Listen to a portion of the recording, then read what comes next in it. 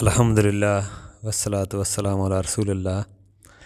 देखें, तलाक़ के मसाइल के ऊपर बात हो रही है। तलाक़ की इद्दत की जो किस्में हमने देखी हैं, तलाक़ रजाई और इद्दत किसको कहा जाता है जिसमें औरत को तलाक़ देनी चाहिए। और इसी तरह जो औरत मदखूला हो उसकी इद्दत, गैर मदखूला की इद्दत, जिसको हैज़ नहीं आता उसकी इद्दत, हैज़ वाली की इद्दत, ये सारा देखा है। तीसरी शक्ल तलाक़ बाइन, जिसमें रजू मुमकिन ना हो। आपने बीवी को तलाक़ दी है, 3 हैज़ या 3 महीने गुजर चुके हैं। अब उस दौरान तो आप वापस ले सकते रहे, लेकिन अब वो निकल गई है बीवी निकाह से, तो ये तलाक़ बाइन है। और ना ही औरत दूसरी शादी कर सकती है, ठीक है ना। और जिसमें रजू मुमकिन ना हो,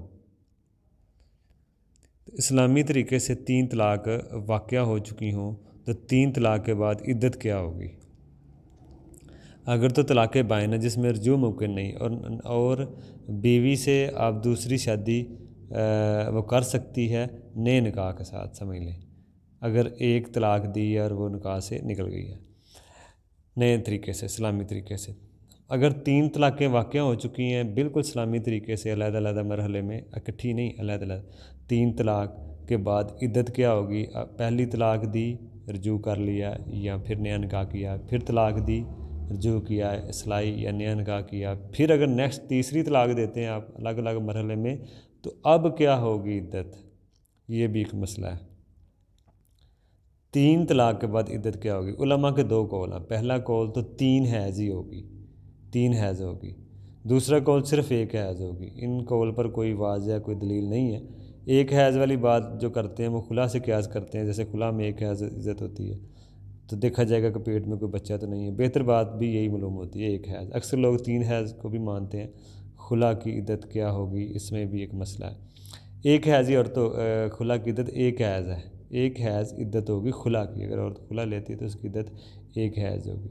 और तलाक़ बाइन की भी यही होगी, चाहे लियान हो या तफरीक हो या फसक हो, सब की इद्दत 1 हैज़ ही होगी। तलाक़ बाइन है आगे शादी करने के लिए, तलाक़ बाइन की भी एक होगी, चाहे एक हैज़ इद्दत, चाहे लियान या तफरीक या फसक, सब की इद्दत 1 हैज़ होगी। और हमल की इद्दत वज़ह हमल है। अगर शोहर इंतकाल कर जाए तो 4 माह 10 दिन इद्दत होगी। अगर हमल की सूरत में औरत हो, शोहर इंतकाल कर जाए या वैसे और हमल की हालत में तलाक़ दी हो, तो वज़ह हमल ही इनकी इद्दत होती है। इसी तरह तलाक़ के बाद बीवी को वापस लेने का तरीका, अगर पहली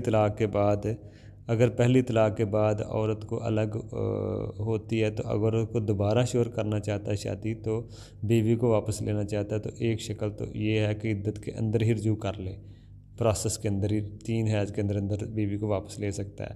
पहला मरहला तो ये है, सिर्फ़ ये कहे कि मैं तुम्हें वापस लेता हूँ, ज़्यादा कुछ नहीं करना। रजू 2 तरह का हो सकता है, या ज़बान से कह दे या हम बिस्तरी कर ले। 2 गवाह भी होने चाहिए ताकि कोई इख्तलाफ ना हो, बाद में कोई विरासती मसला बन सकता है, इस तरह के बरल कोई इख्तलाफी मसले ना बने। गवाह भी बर रजू के वक्त होना चाहिए। अगर वो रजू नहीं करता, दूसरी शक्ल, अगर शोहर ने तलाक़ दी है, इद्दत गुजर चुकी है 3 हैज़, तो इसके बाद बीवी नहीं रहती, निकाह से निकल जाती है, वो अजनबी हो जाएगी। तो अगर बीवी मुकम्मल निकाह से निकल जाए तो दोबारा निकाह करना होगा, नया निकाह, जैसे नई शर्तें होती हैं निकाह करने के लिए, शादी करने के लिए, जैसे नया निकाह होता है। तो बहरहाल एक तलाक़ शुमार कर ली जाएगी, लेकिन नया निकाह होगा। अगर कोई दोबारा शादी करना चाहे तो इसको नहीं रोकना चाहिए, ये भी एक मसला है। दोबारा अपने शोहर से को मिलने के लिए अगर कोई औरत करना चाहती है रजू, तो इद्दत के बाहर चली गई, तो दोबारा भरकर नया निकाह करना चाहती है, तो उसको रोकना चाहिए। अगर औरत इद्दत में तो रजू नहीं किया लेकिन इद्दत के बाहर चली गई है, तो दोबारा नया निकाह होगा। नए निकाह के बाद नया निकाह के बाद या रजू के बाद अगर शोहर दोबारा तलाक़ दे, तो अब इसका क्या तरीका है। इसका तरीका पहली तलाक़ देने के बाद जो तरीका था सेम वही है, वही तरीका होगा, इद्दत में रजू या इद्दत के बाद 3 हैज़ के बाद नया निकाह। अब अगर तीसरी बार तलाक़ देता है तो अब रजू नहीं कर सकता है, इससे भूल जाए, वापस लेने का कोई रास्ता नहीं है। तो 2 बार ही आप बीवी को वापस ले सकते हैं जो आपने कर लिया। अब तीसरी बार अगर तलाक़ दिए तो वापसी का कोई रास्ता नहीं है। एक रास्ता है, लेकिन वो बंदे के हाथ में नहीं है। इत्तेफाक से वो किसी और शोहर से शादी करे ज़िंदगी बसाने के लिए, इत्तेफाक से, प्लान करके हराम है, इत्तेफाक से किसी शोहर से शादी करती है कोई शोहर उससे ज़िंदगी बसाने के लिए, तो फिर वो अगर वापस आती है इत्तेफाकन, कोई हादसा हो सकता है तो वापस आ जाए, तो फिर प्लान करके नहीं ले सकते बीवी को। हलाला इस्लाम में हराम है। बाज़ कहते हैं जायज़ हलाला नाजायज़ हलाला में फ़र्क करते हैं। हलाले की तकसीम इस तरह करना ही भी गलत है, प्लानिंग करके शादी करना ये हराम है। इस तरह निकाह ही नहीं होता। अगर आप इस नीयत से दोबारा छोड़ देंगे, दोबारा 2-3 दिन रख के छोड़ देंगे तो ये ज़ना है। अगर किसी को बीवी को इस तरह अगर किसी ने किया तो वो इस तरह बहरहाल जायज़ नहीं है। तो ये क्योंकि ये दोनों शक्लें नाजायज़ हैं, इस मसले में बहरहाल ये है कि उसकी इज़्ज़त भी बचेगी, जैसे हदीस में है कि बड़ी मज़म्मत की है हलाला करने वाले और कराने वाले पे, दोनों पे लानत है। तो ये इसमें मसला है। देखिए इसमें एक राय ये भी है कि ये जो हलाला करते हैं ना 1 या 2-4 दिन के लिए, तो इससे अच्छा तो फिर वही है कि बंदा हलाला करे ही ना, वैसे बीवी को ले ले।